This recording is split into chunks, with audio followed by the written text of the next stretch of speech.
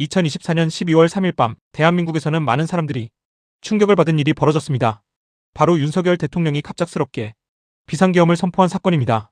이날 밤 윤석열 대통령은 긴급 생중계 담화를 통해 반국가 세력과 종북 세력을 척결하겠다며 비상계엄을 선언했습니다. 대한민국에서 대통령이 비상계엄을 선포한 건 1980년 이후 처음이었기 때문에 국민들은 큰 충격을 받았습니다. 당시 발표된 계엄 포고령에는 굉장히 강한 내용들이 담겨 있었습니다.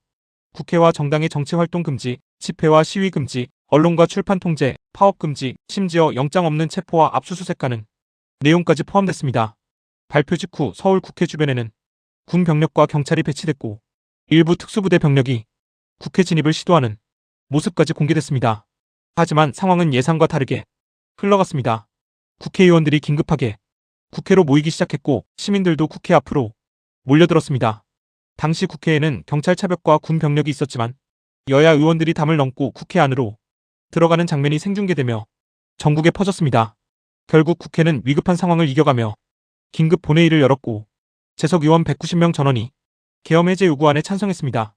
대한민국 헌법상 국회가 계엄 해제를 요구하면 대통령은 이를 따라야 합니다. 이후 몇 시간 뒤 윤석열 대통령은 계엄 해제를 발표했고 비상계엄은 약 5시간 만에 종료됐습니다.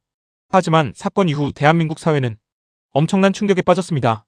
야당은 사실상의 쿠데타 시도라고 강하게 비판했고 여당 내부에서도 비판 목소리가 나왔습니다. 또 시민들 사이에서는 1980년대 군사정권 시대로 돌아가는 것 아니냐는 불안감도 크게 퍼졌습니다.